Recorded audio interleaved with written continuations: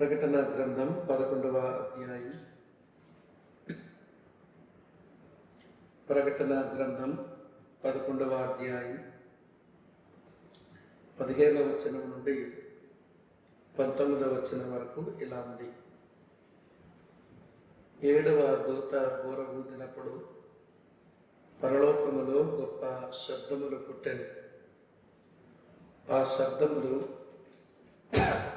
ఈ లోకరాజ్యము మన ప్రభు రాజ్యమును, ఆయన క్రీస్తు రాజ్యము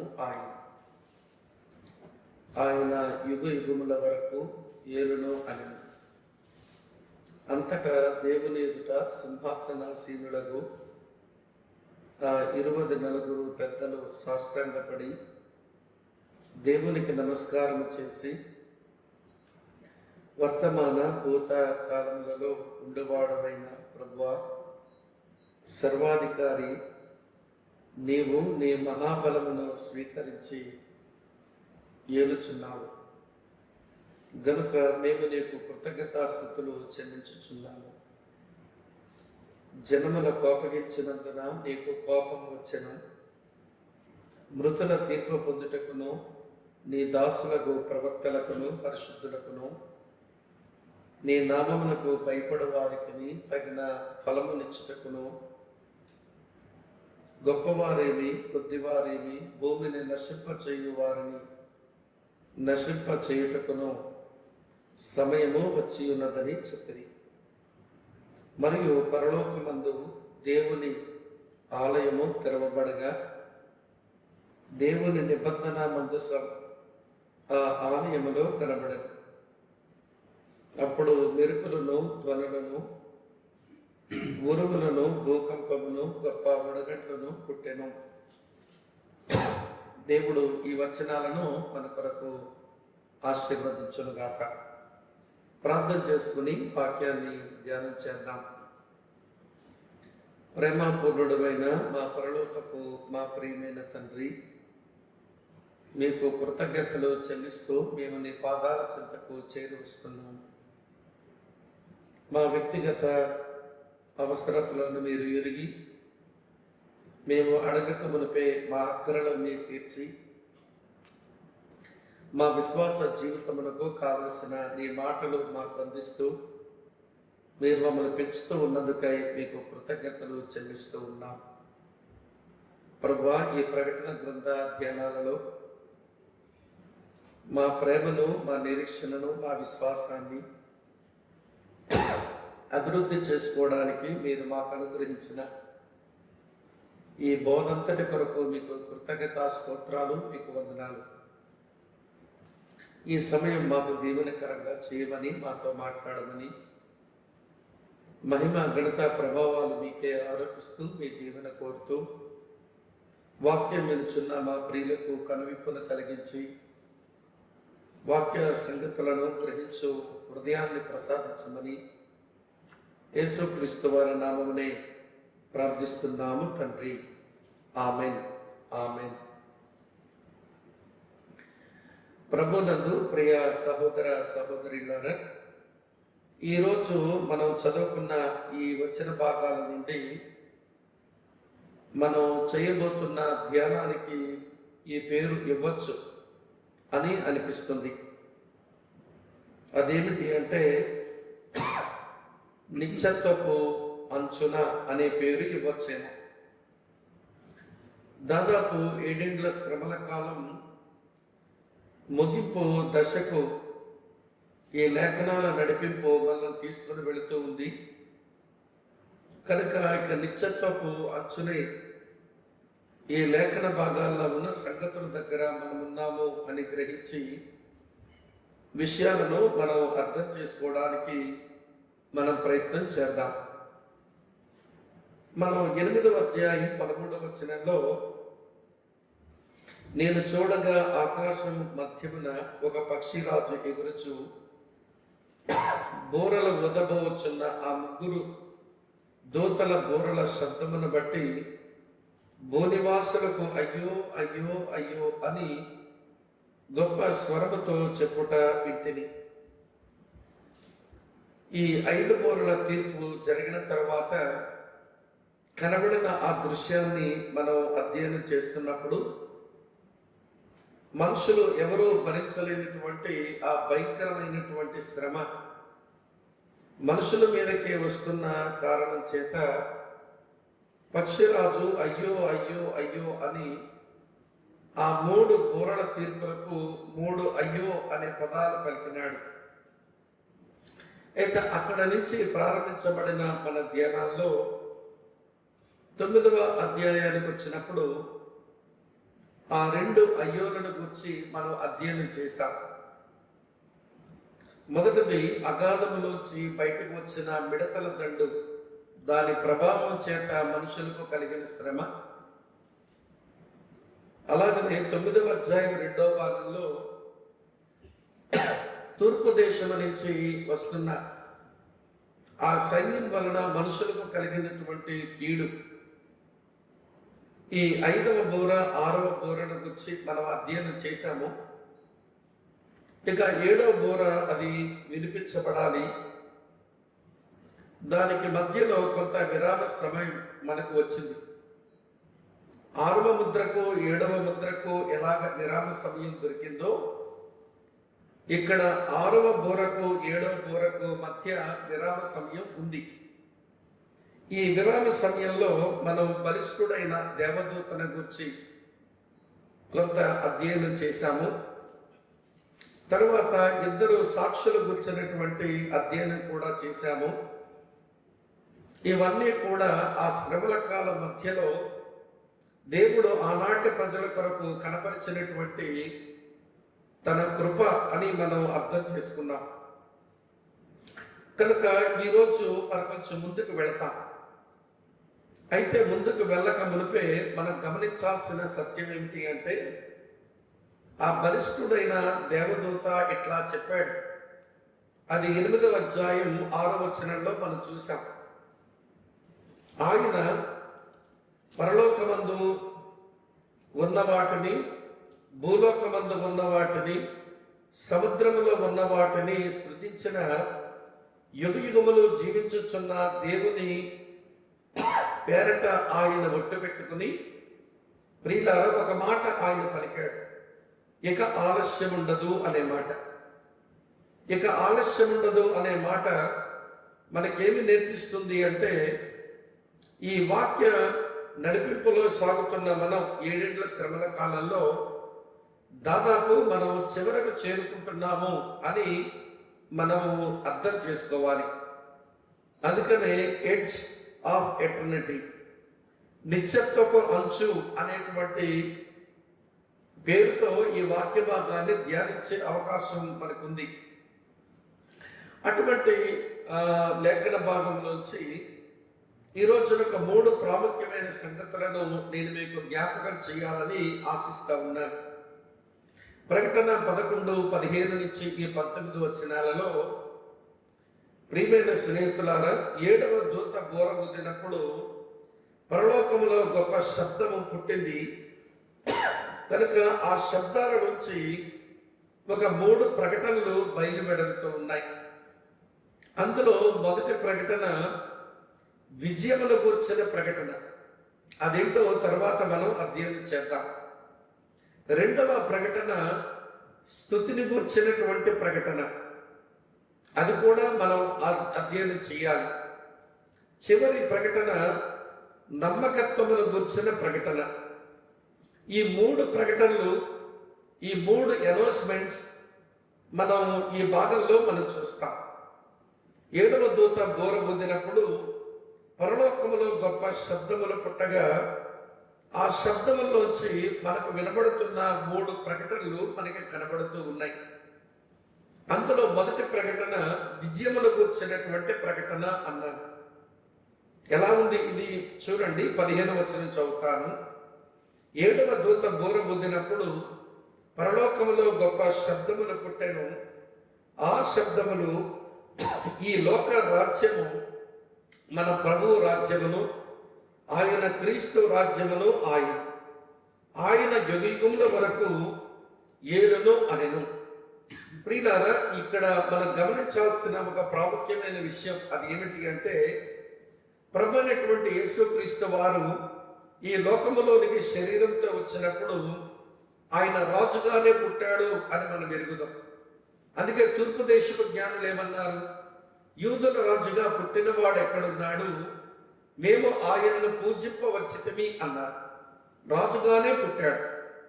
ఆయన చేసిన కార్యాలన్నీ చూస్తున్నప్పుడు రాజులాగే చేస్తున్నాడు కనుక ప్రజల యొక్క అక్కర్ను తీరుస్తున్నాడు.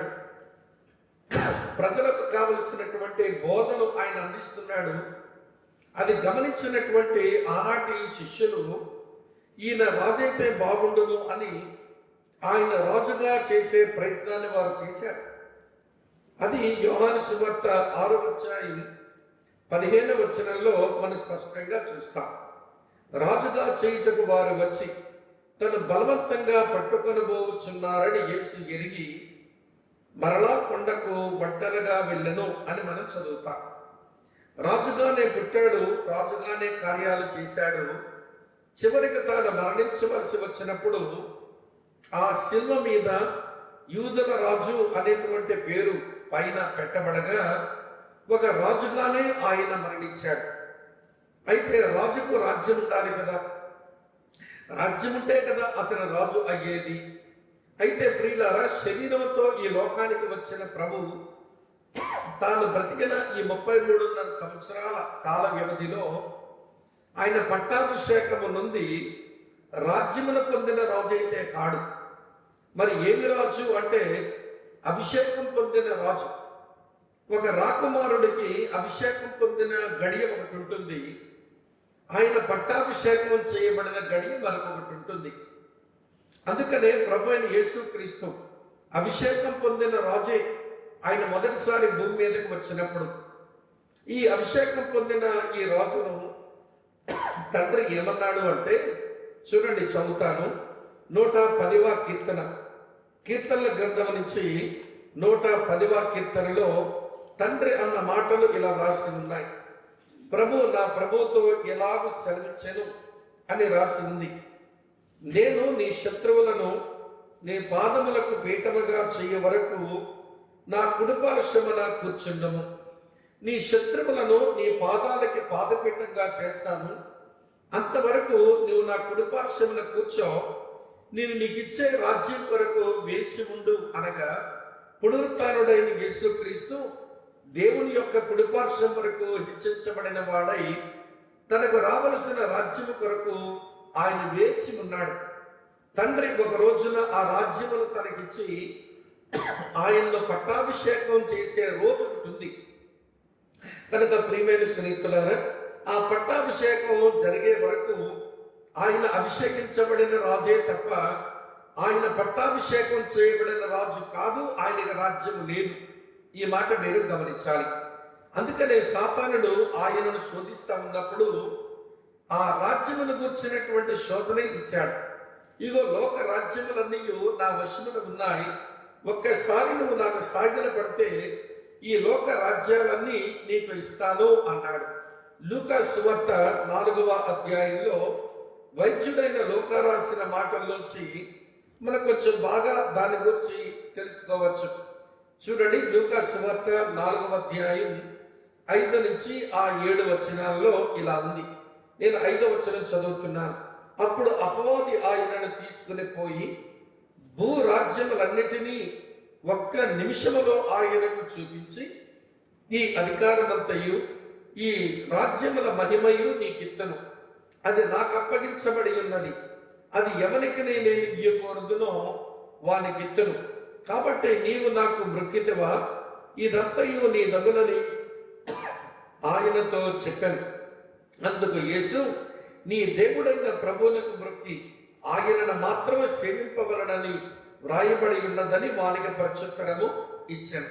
ప్రియులారా, కనుక ఆ రాజ్యము లేనటువంటి అభిషేకించబడిన ఈ రాజు పట్టాభిషేకం అయ్యే రోజు కొరకు ఆయన ఎదురు చూస్తున్నాడు. ఇప్పుడు ఆయన శరీరముతో వచ్చినప్పుడు అపవాది ఈయన రాజుగా పుట్టాడు, ఒక రోజున రాజు కావలసిన వాడే కనుక ఈ లోక రాజ్యాలన్నీ చూపించి తనను ఆరాధించమని వాడు కోరాడు.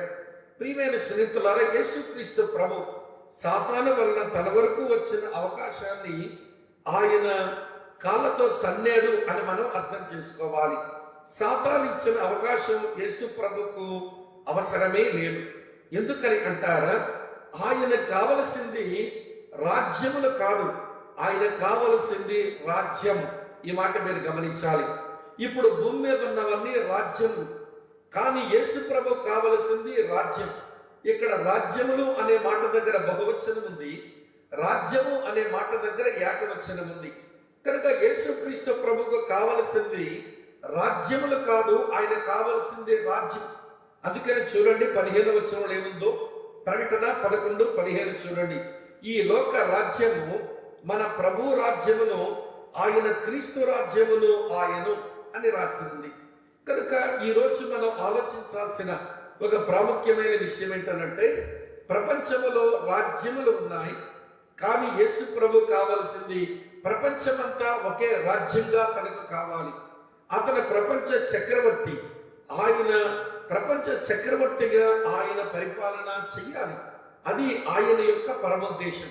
అయితే వినండి ప్రియమైన స్నేహితులారా, ఈరోజు ఈ ప్రపంచంలో ఉన్న అనేక రాజ్యాలు సాతానుడు అవి నా వశములో ఉన్నాయి అన్నాడు.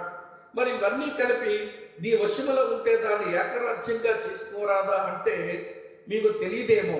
వాడు ఆది నుంచి కూడా ప్రపంచంలో ఉన్న రాజ్యములన్నీ కూడా ఏకరాజ్యంగా చేసి వాటి మీద తను అజమాయిషీ చేయాలని వాడు ఆది నుంచి ప్రయత్నం చేస్తున్నవాడే.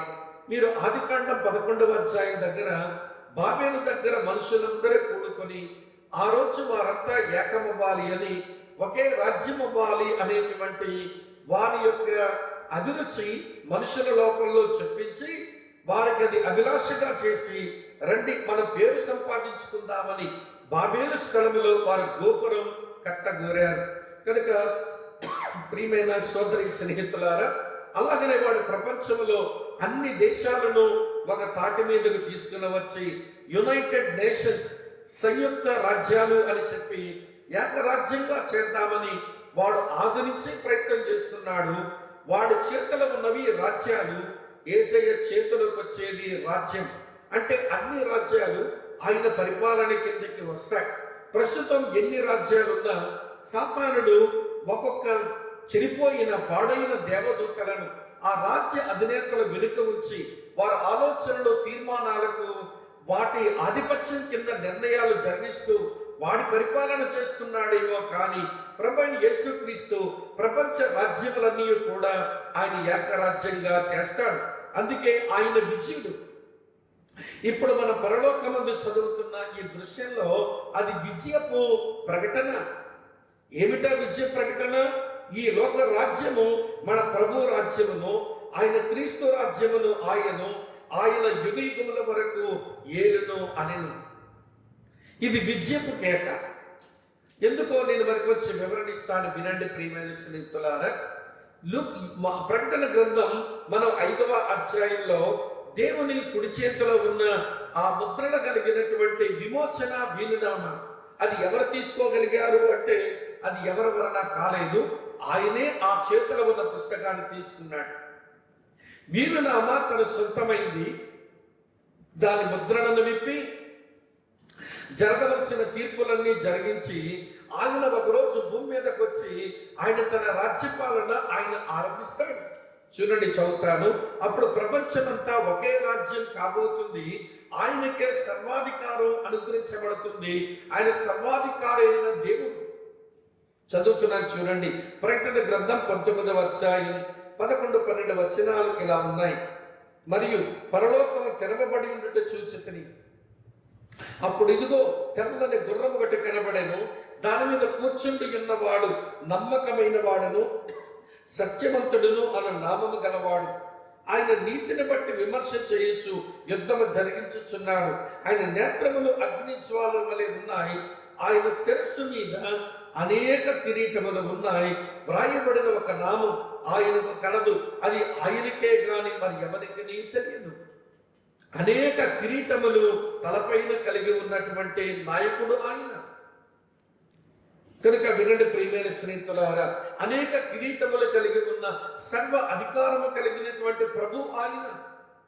అందుకనే 7వ దూత బూర ఊదినప్పుడు పరలోకమందు వినబడుతున్న ఆ శబ్దం, అది ఏమి శబ్దం అంటే అది విజయపు శబ్దం.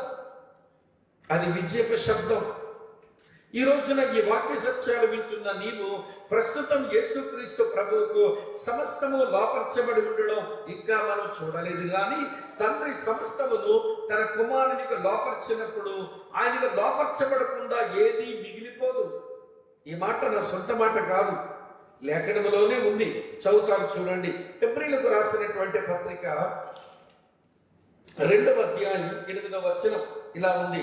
ఆయన సమస్తమును వానికి లోపరిచినప్పుడు వానికి లోపరచకుండా ఏది విడిచిపెట్టబడలేదు.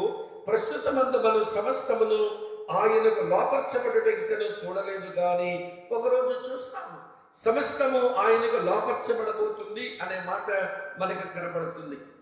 కాబట్టి ప్రభు అయిన క్రీస్తు ఆయన ఎవరు అనగా ఆయన విజయుడు. ఈ మాట మీరు గమనించాలి. ఎట్లా విజయుడు ఆయన?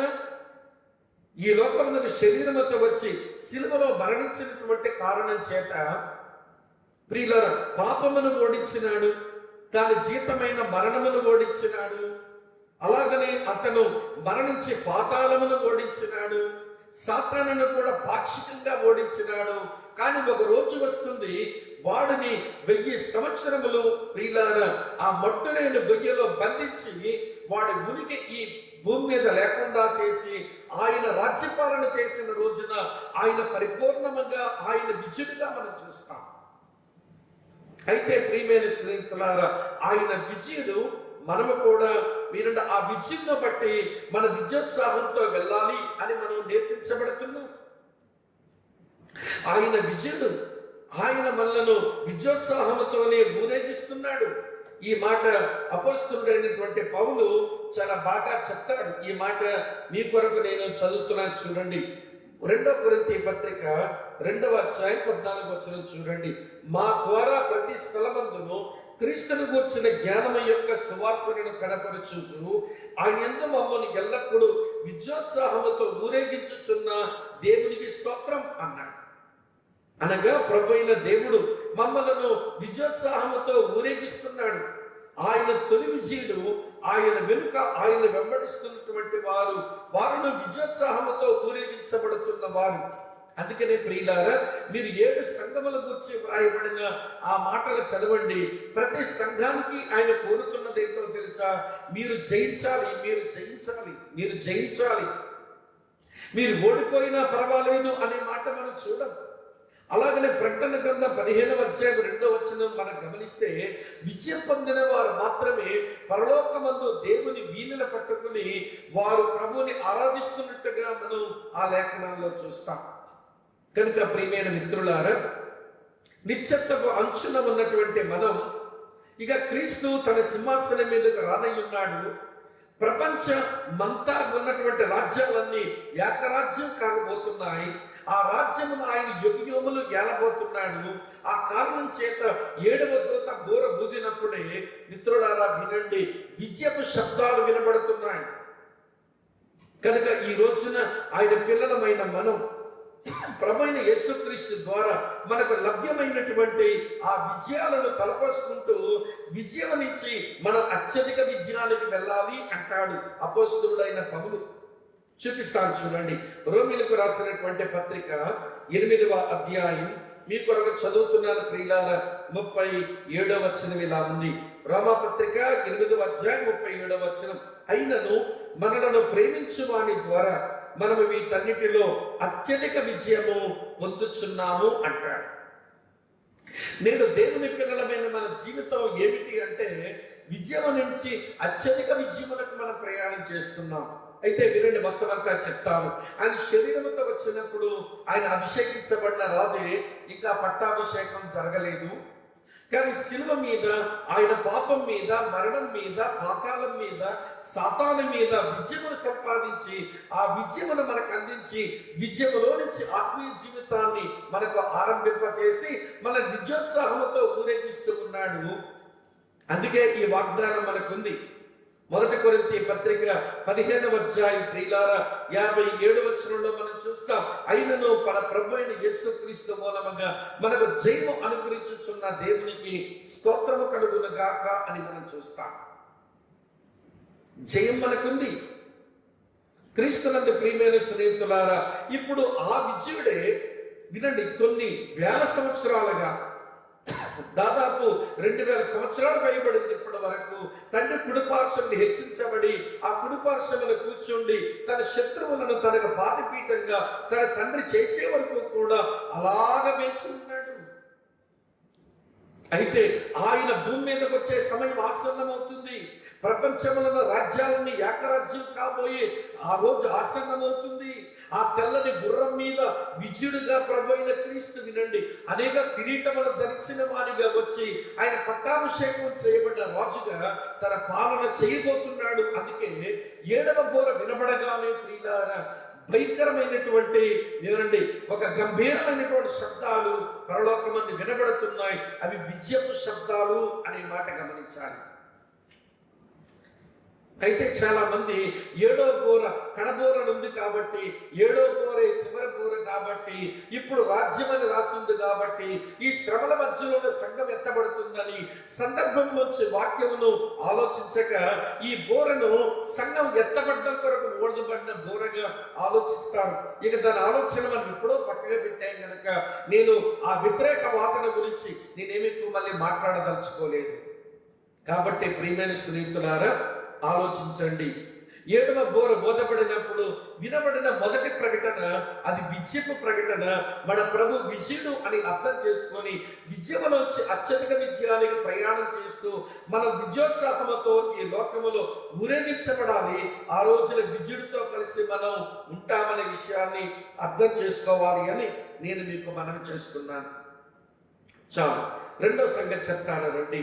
స్తుతి ప్రకటన జరుగుతుంది. అక్కడ స్తుతి ప్రకటన జరుగుతుంది. అనౌన్స్మెంట్ ఆఫ్ ప్రైజ్ చదువుతాను వినండి ప్రియులారా. 16 నుంచి 18 వచనాల్లో, అంతటా సింహాసనము ఎదుట దేవుని ఎదుట సింహాసనములకు ఆ సింహాసనాసీనులకు ఆ 24 పెద్దలు సాష్టాంగపడి దేవునికి నమస్కారము చేసి, వర్తమాన భూత కాలములలో ఉండు దేవుడవైన ప్రభువా సర్వాధికారి, నీవు నీ మహాబలమును స్వీకరించి ఏలుచున్నావు గనుక మేము నీకు కృతజ్ఞతాస్తుతులు చెల్లించుచున్నాము.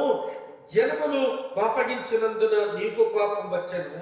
మృతులు తీర్పు పొందుటకును నీ దాసులకు ప్రవక్తలకును పరిశుద్ధులకును నీ నామం బయటడు వారికి తగిన ఫలమిచ్చుటకును గొప్పవారేమి కొద్దివారేమి భూమిని నశింపచేయు వారికి నశింపచేయుటకును సమయం వచ్చి ఉన్నదని చెప్పిరి. ఈ 3 వచనాల్లో ప్రియులారా స్తుతి శబ్దం వినబడుతుంది. ఎవరు స్తుతించే గుంపు అంటే ఆ 24 పెద్దలు, సింహాసనాసీనులకు 24 పెద్దలు.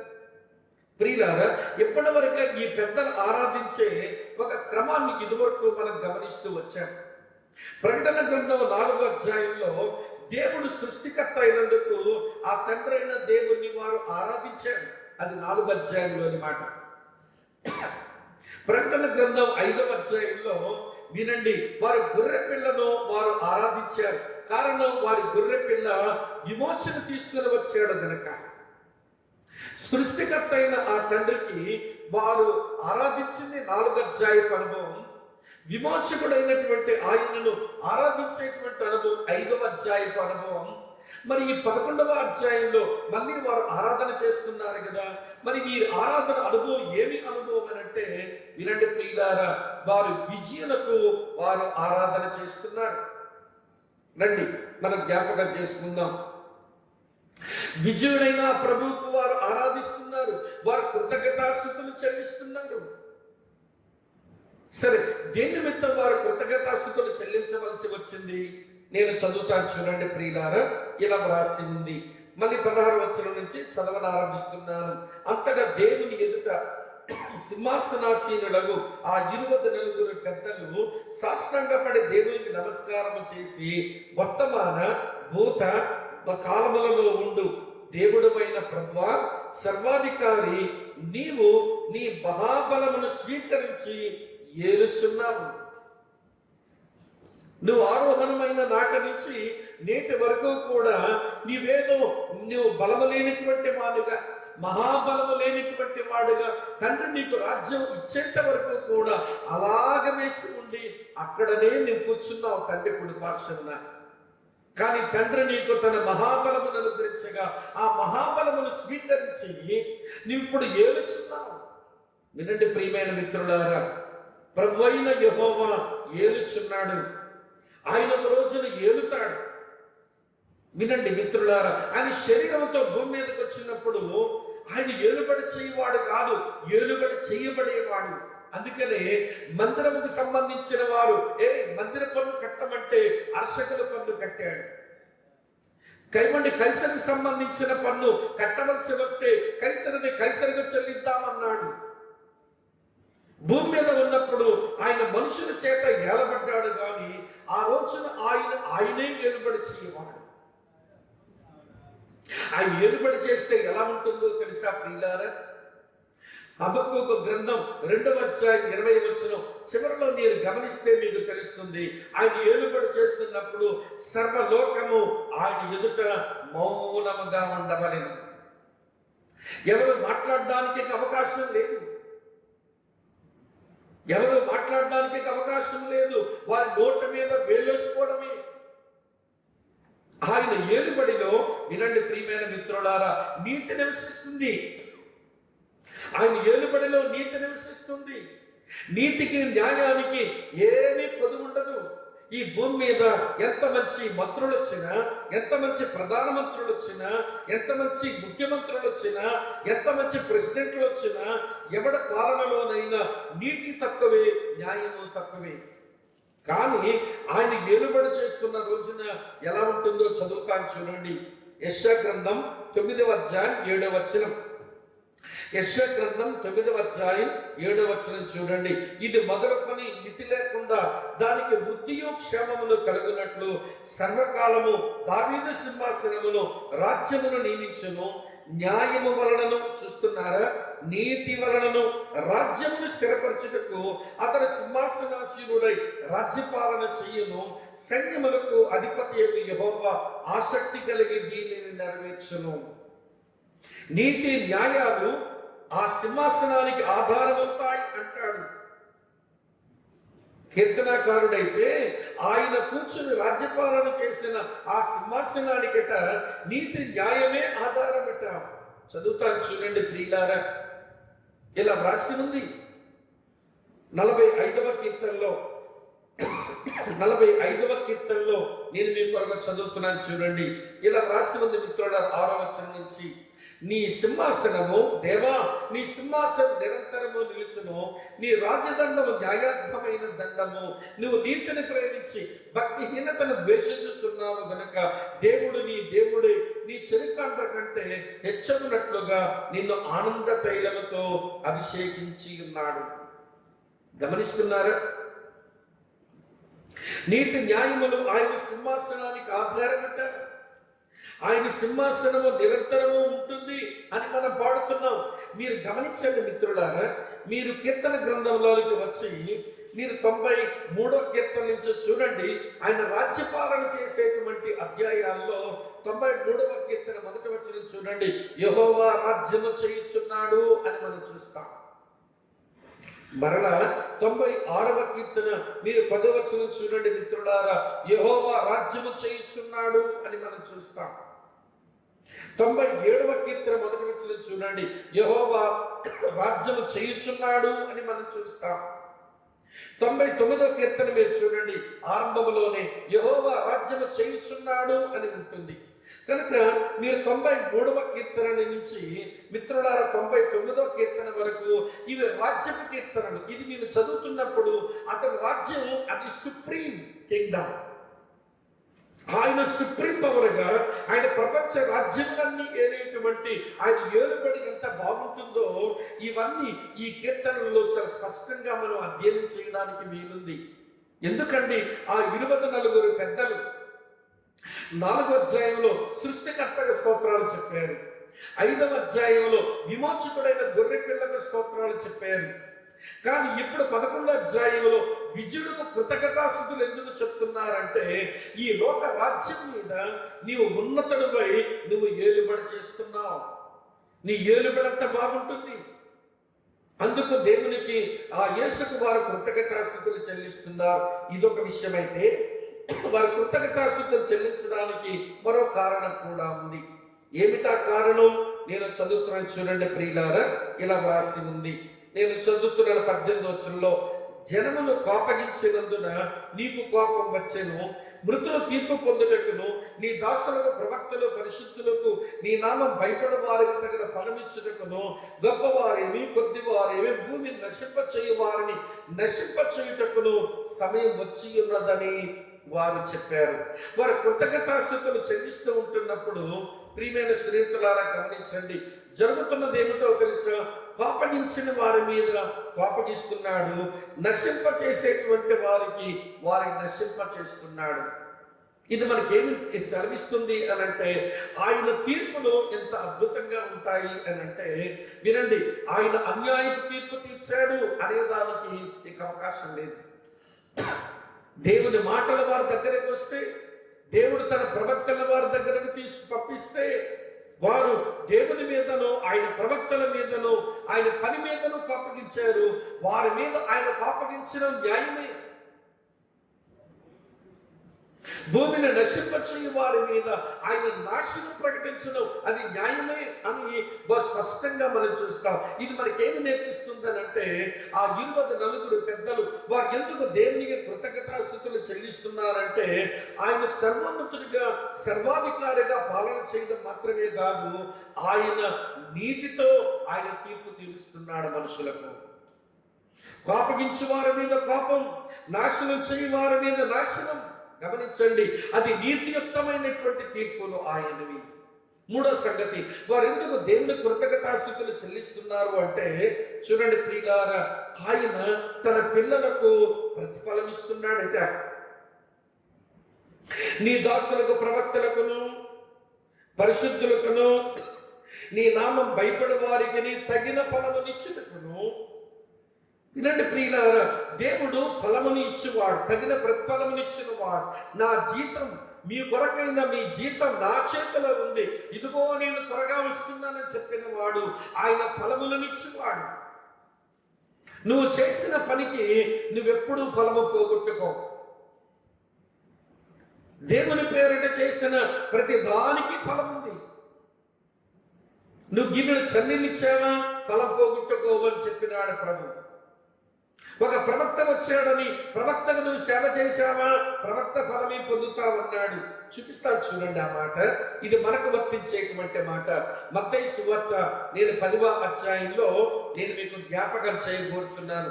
మత్తయి సువార్త 10వ అధ్యాయం చదువుతున్న చూడండి 40వ వచనం నుంచి, మిమ్మల్ని చేర్చుకున్నవాడు నన్ను చేర్చుకొనను, నన్ను చేర్చుకున్నవాడు నన్ను పంపిన వాడిని చేర్చుకొనను.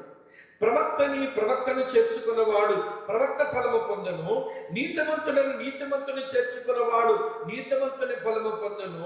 మరి శిష్యుడని ఎవడు ఈ చిన్నవారిలో ఒకనికి గిన్నెడు చన్నీళ్ళు మాత్రమే తాగనిచ్చును, వాడు తన ఫలం పోగొట్టుకునని నిశ్చయముగా మీతో చెప్పొచ్చున్నాను. సంగముగా ఇప్పుడు భూమి మీద ఉన్న మనకు ఆయన ఫలమిస్తాడు. మరి ప్రకటన 11వ అధ్యాయం 18వ వచనంలో, నీ దాసులకు ప్రవక్తలకును పరిశుద్ధులకును నీ నామం భయపడే వారికి తగిన ఫలమిచ్చుటకును సమయం వచ్చి ఉంది అనే మాట. ఇది ఎవరు వీళ్ళంతా? ఎవరండి ఈ దాసులకు ప్రవక్తలు? ఎవరండి ఈ పరిశుద్ధులు? ఎవరండి ఆయన నామానికి భయపడిన వారు? సంఘం అంటే క్రీస్తు న్యాయపీఠం ఎదుట అది పొందవలసిన ఫలం పొందింది కదా. ఇది సంఘానికి చెందింది కాదు, మరి ఎవరికి సంబంధించింది? ప్రియులారా, ఈ భూమి మీద 7 సంవత్సరాల శ్రమ సంభవించినప్పుడు, ముఖ్యంగా క్రీస్తు విరోధి యూదుల మీదకి దాడి చేస్తున్నప్పుడు, యూదులను కొంతమంది చేర్చుకొని వారికి పరిచర్య చేస్తారు. వాళ్ళు అనారోగ్యంగా ఉంటే పరామర్శిస్తారు. వారు వస్త్రాలు లేని వారైతే వాళ్ళకి వస్త్రాలు ఇస్తారు. వాళ్ళకు తిండి లేని వారైతే వారు తిండి పెడతారు. వినండి, అలాంటి వారందరికీ ఆయన ఇచ్చిన పేరేంటో తెలుసా? వీళ్ళు గొర్రెలు అన్నాడు. వారికి రావాల్సిన ఫలం ఇస్తాడు. ఈ 7 కాల శ్రమలలో క్రీస్తు విరోధితో కలిసిపోయి యూదులైన దేవుని ప్రజలకు, ఆయన నమ్మిన దేవుని ప్రజలకు బాధలు పెట్టేవారు ఉన్నారు. దేవుని నమ్మిన ప్రజలు అనారోగ్యంతో ఉన్నారు కానీ పరామర్శించలేదు. ఆకలితో ఉన్నారు కానీ తిండి పెట్టలేదు. దప్పికతో ఉన్నారు కానీ నీళ్ళు ఇవ్వలేదు. వస్త్రాలు లేని వారు అయినారు కానీ బట్టలు ఇవ్వలేదు. జైల్లో ఉన్నారు కానీ వారిని పరామర్శించలేదు. ఇలాంటి వారికి ఆయన ఏమన్నాడంటే మేకలు అన్నాడు. అదే గొర్రెలు మేకల తీర్పు అంటే అది మత్తయి సువార్త 25వ అధ్యాయం 31వ వచనం నుంచి 46వ వచనం వరకు ఉన్న భాగంలో మనం చూస్తాం. ఎవరు గొర్రెలు లాంటి వాళ్ళు 7 కాల శ్రమల యందు ఆ అబద్ధ క్రీస్తు వలన హింసలకు పాలైన తన పరిశుద్ధులకు, తన నామమునకు భయపడిన వారికి వినండి పరిచర్య చేస్తూ, మీరు దేవుని నామానికి భయపడిన వారుగా ఉన్నారు, వీరు పరిశుద్ధులుగా ఉన్నారు, వారికి తగిన ఫలమిస్తాడు. ఇది అన్ని జనులకు తీర్పు. ఇలా సాయపడిన వాళ్ళంతా అన్ని జనులు. యూదులు శ్రమల పాలవుతున్నప్పుడు సహాయపడేది అన్ని జనులు.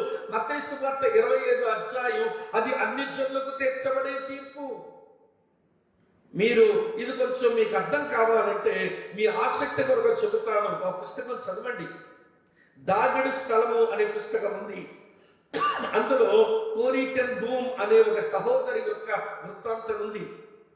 యూదులు శ్రమపడుతున్నప్పుడు సహాయపడేటువంటి వ్యక్తి జీవితంలో ఎలాగ శ్రమలు సంభవించినాయో, ఆ శ్రమల్లో కూడా దేవుని ప్రజలకు తాను చేసిన పరిచయం ఏంటో, దాని వెనక దాగున్న ఫలమును కూర్చిన నిరీక్షణ ఏంటో కోరీ టెన్ బూమ్ జీవిత చరిత్రలోంచి మనం అధ్యయనం చేయొచ్చు. కనుక పరలోకంలో ఉన్న ఈ 24 పెద్దలు వారు ఎందుకు కృతజ్ఞతాస్తుతులు చెల్లిస్తున్నారు అంటే, వినండి ప్రియులారా, ఆయన లోకరాజ్యం మీద ఆయన సర్వోన్నతుడిగా సర్వాధికారిగా ఉండి ఆయన ఏలుచున్నాడు కనుక కృతజ్ఞతాస్తుతులు చెల్లిస్తున్నారు. రెండవది, ఆయన తీర్పు తీర్చినప్పుడు ఆయన తీర్పులన్నీ కూడా చాలా న్యాయబద్ధంగా ఉన్నాయి కనుక ఆయనకు కృతజ్ఞతాస్తుతులు చెల్లిస్తున్నాడు. ఆయన దాసులైన వారికి, ప్రవక్తలకు, పరిశుద్ధులకు, ఆయన నామానికి భయపడేటువంటి వారికి తగిన ఫలము ఆయన చేత నుంచి వచ్చే సమయం ఆసన్నమైంది కనుక ఆయన ఫలితాలు ఫలమునిస్తాడు కనుక వారు దేవునికి కృతజ్ఞతాస్తుతులు చెల్లిస్తున్నారు. కనుక 7వ బోర శబ్దం వినబడగా పరలోకమందు వినబడుతున్న శబ్దాలు విజయపు శబ్దాలు, అదే సమయంలో స్తుతి శబ్దాలు. 3వ సంగతి 19వ వచనం నుంచి మనం నేర్చుకోవాలి. 19వ వచనం నుంచి మనం నేర్చుకోవాలి. ఏమిటి 19వ వచనంలో ఉన్నది? ఇది నమ్మకత్వాన్ని గూర్చిన ప్రకటన. ఇది నమ్మకత్వాన్ని గూర్చిన ప్రకటన. ఇది దేవుని నమ్మకత్వాన్ని గూర్చిన ప్రకటన. ఎక్కడో చెప్తాను చూడండి. 19వ వచనం చూస్తారా? మరియు పరలోకమందు దేవుని ఆలయము తెరవబడగా దేవుని నిబంధన మందసం ఆ ఆలయములో కనబడెను. అప్పుడు మెరుపులు, ధ్వనులు, ఉరుములను, భూకంపములను, గొప్ప వడగండ్లను పుట్టెను. ప్రభునందు ప్రియులారా, గమనించండి ఒక విషయం. పరలోకమందు దేవుని ఆలయము తెరవబడెను. ఈ అధ్యాయం ఆరంభంలో చూశారు కదా, ఏం కనబడింది? అధ్యాయం ఆరంభంలో ఒక ఆయన చేతికర్ర ఒకటి ఇచ్చాడు, అది కొలకర్ర ఇచ్చాడు. దేవాలయమును బలిపీఠమును కొలత వేసి ఆలయంలో పూజించేవారు లెక్క కట్టు అన్నాడు. ఇది భూమి మీద శ్రమల కాలంలో క్రీస్తు విరోధితో సంబంధం పెట్టుకుని నిబంధన చేసుకుని కట్టబడినటువంటి భూమి మీద ఆలయం. దాని కొరకు ఇప్పుడు అన్ని సన్నాహాలు యూదులు చేస్తూనే ఉన్నారు. అయితే భూమి మీద కట్టబడినటువంటి మందిరం క్రీస్తు విరోధి చేత తొక్కబడి, వింటున్నారా, అది కలుషితమైపోయే ప్రమాదం ఉంది. ఆ కారణం చేతనే వినండి ప్రియులారా, దానియేలు ప్రవక్త చెప్పినటువంటి మాట, యేసు ప్రభు మత్తయి సువార్త 24వ అధ్యాయంలో ప్రస్తావించిన మాట, తెస్సలోనికీయులకు 2వ పత్రిక 2వ అధ్యాయం 4వ వచనంలో పౌలు ప్రస్తావించిన మాట, అది నెరవేర్పుకొస్తుంది. వాడు దేవాలయంలో వచ్చి కూర్చుంటాడు. ఏది దేవుడు అనబడను, ఏది పూజించబడను, ఏది సేవించబడను, దానికి వ్యతిరేకంగా వాడు అక్కడ కూర్చొని తాను పూజించబడడానికి ప్రయత్నం చేస్తాడు. ఆ రోజున యూదులు ఆ మందిరములకు వెళ్ళి ఆరాధించారు. భూమి మీద మందిరమైతే కట్టారు. 3.5 సంవత్సరాలు వారు ఆరాధన సాగింది. తర్వాత క్రీస్తు విరోధం వచ్చిన కారణం చేత భూమి మీద ఆలయం అది మూతల పడే పరిస్థితి వచ్చింది. ఎక్కడ ఆలయం మూయబడింది, కానీ పరలోకమందు ఒక ఆలయం తెరవబడుతుంది. ప్రియులారా, యెహెజ్కేలు గ్రంథంలో ఈరోజు ఎవరో నిన్న ప్రసంగం విన్న తర్వాత ఒక మెసేజ్ పెట్టారు.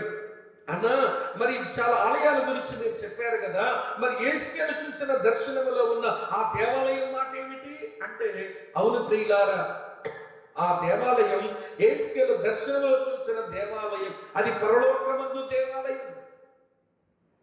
దాని గురించిన వివరణ ఎక్కువగా మన ప్రకటన గ్రంథం 22వ అధ్యాయంలో అధ్యయనం చేస్తాము. కానీ ఆ మందిరపు గడప కొమ్ముల కింద నుంచి నీళ్లు ప్రవహిస్తాయట. ఆ నీరు ఎక్కడికి ప్రవహిస్తాయో ఆ ఒడ్డున వినండి ప్రియులారా, సస్యశ్యామలంగా ఉంటుంది, అందులో చేపలు ఉంటాయి అని ఎంత అద్భుతమైన వర్ణన యెహెజ్కేలు గ్రంథంలో వ్రాయబడిందో మనం చూడొచ్చు మిత్రులారా, చూడొచ్చు. మీరు 43వ అధ్యాయం నుంచి మీరు చదవండి. యెహెజ్కేలు గ్రంథం, క్షమించండి, యెహెజ్కేలు గ్రంథం 47వ అధ్యాయం నుంచి చదవండి. మీరు చాలా స్పష్టంగా 46, 47, 48 అధ్యాయాల్లో ఆ మందిరాన్ని గురించి మనం చూస్తాం. పరలోకమందు ఉన్న ఆ మందిరం తెరవబడుతుంది. భూమి మీద ఉన్న మందిరం మూయవేయబడుతుంది. 3.5 సంవత్సరాలకి ముచ్చటంతా ఎక్కడెక్కడి నుంచో వచ్చిన యూదులంతా మళ్ళీ మేము దేవుని మందిరం కట్టుకుంటున్నామని వారు సంతోషంగా దేవుని మందిరాన్ని కట్టుకున్నారు. యాజకుడిని నిలబెట్టుకున్నారు, ఎర్రపల్లిని సంపాదించుకున్నారు, ప్రాయశ్చిత్తము చేశారు, యాజకుడి మీద ఆధారపడ్డారు, భక్తి చేస్తున్నారు. కానీ ఇలాంటి క్రీస్తు విరోధి వచ్చి ఆ మందిరంలో కూర్చునే వరకే వారి ఆరాధనలు, వారి సంబరాలు. ప్రియులారా, ఇది మూయబడగా అక్కడ దేవాలయం తెరవబడుతుంది. ఇప్పుడు అదే చూసాం మనం. పరలోకమందు ఆలయం తెరవబడింది. తెరవబడగా విడ్డూరం ఏంటో తెలుసా, అక్కడ దేవుని నిబంధన మందసం కనబడుతుంది. దేవుని నిబంధన మందసం ఆ ఆలయములో కనబడను అనే మాట మనం చూస్తాం. ప్రియులారా, దేవుని మందసం అది కనబడితే దేవుని పిల్లలకు ఏం జరుగుతుందో తెలుసా, దేవుని ప్రజలకు దేవుడు వింటున్నారా పోషణిస్తాడు. దేవుని ప్రజలకు దేవుడు వింటున్నారా కాపుదలిస్తాడు. దేవుని ప్రజలకు దేవుడు తన సన్నిధినిస్తాడు. అంటే ఇప్పుడు పరలోకమందు ఆలయం తెరవబడింది.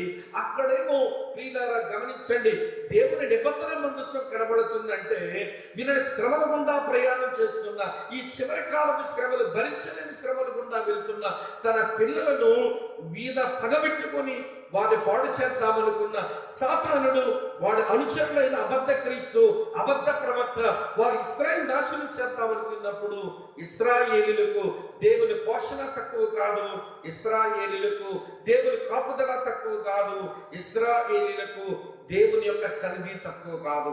ఇది అర్థం కావాలంటే 12, 13, 14 అధ్యాయాల్లో తరువాత దేవుడు ఎలాగా తన ప్రజలను 7 ఏళ్ల శ్రమల కాలంలో కాపాడుకుంటాడో మనకు కనబడుతుంది.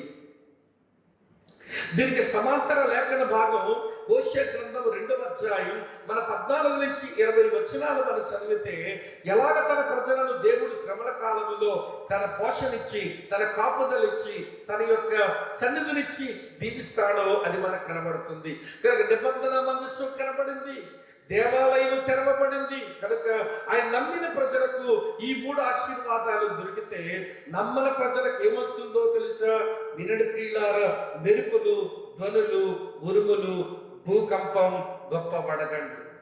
ఇవన్నీ ఏమిటి అంటే నమ్మని ప్రజల మీదకు వచ్చిన వినడి మహా గొప్ప ఉపద్రవం. ఇది దేవుని ఉగ్రత, ఉపద్రవము ఉగ్రతే ఆయన నమ్మని మనుషులకు, ఆయన తిరుగుబాటు చేస్తున్న ఆయన శత్రువులకు ఇవైతే నమ్మిన వారికి పోషణ, కాపుదల, తన సన్నిధిని దేవుడు అనుగ్రహించనన్నాడు. ఎంత బాగా వారిని కాపాడుతాడో.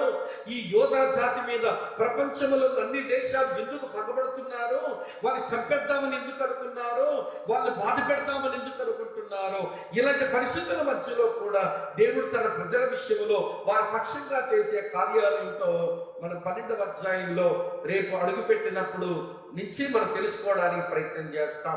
12, 13, 14 అధ్యాయాల్లో వినండి ప్రియులారా, దేవుడు తన నమ్మకత్వాన్ని రుజువు చేసుకుంటాడు. అందుకే ఇది నమ్మకత్వానికి ప్రకటన అన్నాను. దేవుడు నమ్మకస్తుడు, ఆయన నమ్మదగిన వాడు. ఇశ్రాయేలు ప్రజలు చాలాసార్లు వారు దేవుని మీద తిరుగుబాటు చేసిన వారైనా దేవుడు తన నమ్మకత్వాన్ని మాత్రం ఎన్నడూ మీరలేదు. అందుకే మలాకీ మాట అన్నాడు. మలాకీ గ్రంథం 3వ అధ్యాయం 6వ వచనంలో వినండి, యెహోవానైన నేను మార్పు లేని వాడును గనక ఇశ్రాయేలీలైన మీరు ఇంకా లయం కాలేదు.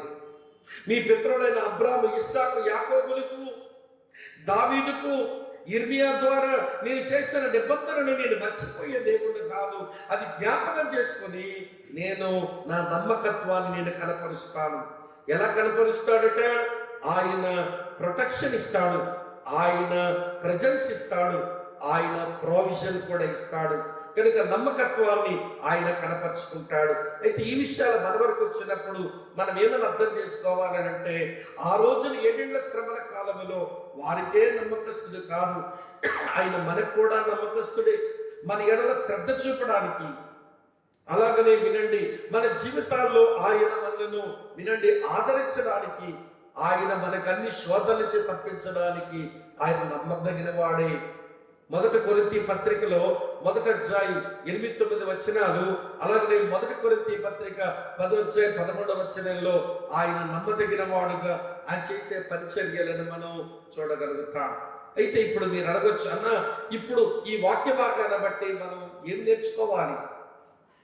ఏమి నేర్చుకోవాలి అని అంటే, ఆయన విజయుడుగా ఆ లోకరాజ్యం ఆయన వశములోకి వెళ్ళబోతుంది. నువ్వు ఆయనతో పాటు సామంతరాజుగా నువ్వు ఏలబోతున్నావనే విషయం, అది నీకు ఆనందం కావాలి. రెండవది, లోక రాజ్యాలన్నీ ప్రభు యొక్క వశములకు వెళతాయి. ఇస్లామిక్ రాజ్యాలన్నీ మేము వేరుగా ఆయన్ని మొక్కుతాము, యేసు ప్రభు మాకు అవసరం లేదు అనుకుంటున్నారు. కానీ అన్ని రాజ్యాలు ఆయన వశములకు వచ్చేటువంటి రోజు ఒకటి ఉంది అనే విషయాన్ని మనం అర్థం చేసుకోవాలి.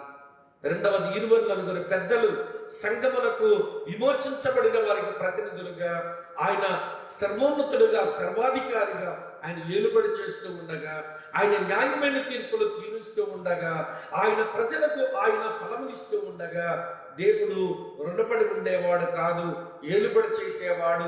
ఆయన న్యాయాలు అద్భుతమని ఆయన బట్టి సంఘ ప్రతినిధులుగా 24 పెద్దలు దేవుని కృతజ్ఞతాస్తుతులు చెల్లించినట్లు నేడు మనం ఆయనకు కృతజ్ఞతాస్తుతులు చెల్లించడం ఇది మనకు చేతనవ్వాలి.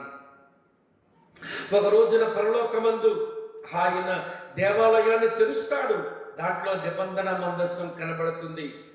మీకు ఒక విషయం చెప్పనా? అసలు ప్రకటన గ్రంథం అంటేనే చాలా విషయాలు తెరవబడిన పుస్తకం. మీరు 4వ అధ్యాయం 1వ వచనం చూడండి. యోహాను పరలోకానికి ఎక్కి వెళ్ళడానికి పరలోకపు తలుపులు తెరవబడ్డాయి, అదొక అనుభవం. 6వ అధ్యాయం 1-2 వచనాలు చూడండి. భూమి మీద తీర్పులు జరగడానికి ఆ ముద్రలు కలిగిన పుస్తకం తెరవబడింది. తర్వాత ప్రకటన గ్రంథం మీరు 9వ అధ్యాయంలో గమనిస్తే అగాధములో నుంచి మిడతల దండు రావడానికి అగాధపు తలుపులు ప్రియులారా అవి తెరవబడ్డాయి. ఇప్పుడు 11వ అధ్యాయం 19వ వచనం మనం చూస్తున్నప్పుడు ఇప్పుడు పరలోకములో వినండి స్నేహితులారా, ఆ పరలోకమందు ఆలయం తలుపులు తెరవబడ్డాయి. మళ్ళీ ప్రకటన గ్రంథం 19వ అధ్యాయం 11వ వచనం మీరు చూస్తే మళ్ళీ పరలోకము తలుపులు తెరవబడి యేసు తెల్లని గుర్రం మీద తన రాజ్యపాలనకు రానయ్యున్నాడు. మళ్ళీ 20వ అధ్యాయం మనం గమనించామనుకోండి, అది వినండి, దేవుడు తీర్పు తీరుస్తున్నప్పుడు, యేసు తీర్పు తీరుస్తున్నప్పుడు గ్రంథములన్నీ తెరవబడతాయి. అసలు ప్రకటన గ్రంథమే the book of revolution is book of openings. అనేక విషయాలు బట్టబయలు కానివి, గుప్తంగా ఉన్నవి అన్నిటినీ ఆయన బట్టబయలు చేస్తాడు. కానీ ఇక్కడ పరలోకం తెరవబడ్డం వలన ఆయన నమ్మిన వారికి ఆదరణ ఉంది, నమ్మని వారి మీదకి ఉగ్రత విపత్తు ఉంది. కనుక ఈరోజు మనం నేర్చుకోవలసిన ఒక ప్రాముఖ్యమైన పాఠం ఏంటంటే, ఏమి త్వరపడి ఆయన పని చేయగలమో అది త్వరపడి చేద్దాం. నేను మాట చెప్పి నేను ముగిస్తాను. మనమంతా ప్రభు సముఖానికి వెళ్ళినప్పుడు ఈయన నా సంకల్పం చెప్పున తన తరము వారికి సేవ చేసి నిద్రించాడు అని దావీదును గురించి దేవుడు సాక్ష్యం ఇచ్చినట్టుగా అపోస్తలుల కార్యాలు 13వ అధ్యాయం 36వ వచనం ప్రకారం దావీదును గురించి దేవుడు అలాంటి సాక్ష్యం ఇచ్చినట్టుగా మనల్ని గురించి దేవుడు ఇలాంటి సాక్ష్యం ఇచ్చిన రోజున మన జీవితాలు సార్థకమైనట్టు లెక్క. ఆ దిశగా మన జీవితాలను నడిపించుకుందాం. మన తరములో ఎవరెవరికి ఎలాగో పరిచయం చేయగలమో త్వరగా చేసి ప్రభు యొక్క పిలుపు కొరకు సిద్ధపడదాం. లేదా సంగమగా ఎత్తబడ్డానికైనా సిద్ధపడదాం. ఆయన రాకడ కొరకు అపేక్షతో జీవిద్దాం. అట్టి కృప దేవుడు మనకు ప్రసాదించును కాక. ప్రార్థన చేస్తాం. ప్రేమపూర్ణుడైన తండ్రి, మీకు కృతజ్ఞతలు. మీరు ఇచ్చిన ఈ మంచి సమయం కొరకై మిమ్మల్ని మనసారా స్తుతిస్తూ 11వ అధ్యాయంలో నిశ్చత్తపు అంచున జరుగుతున్న పరిస్థితులను ఈరోజు మేము అధ్యయనం చేయడానికి మీరు సహాయపడినందుకు వందనాలు. ఆ రాజువి ఇంకనూ నీ ప్రజలకు ఎడల కనికరం చూపేటువంటి దేవుడు, నీవు నిబంధన మందస్సము నుంచి నీ నమ్మకత్వాన్ని కనపరిచే దేవుడు, మీకు స్తోత్రాలు చెల్లిస్తూ మరి ఎక్కువగా నిన్ను అర్థం చేసుకుని నిన్ను సేవించినట్లుగా మా ఎడల మీ కృపాకార్యం చేయమని ప్రభు నామంలో ప్రార్థిస్తున్నాను తండ్రి. ఆమేన్, ఆమేన్.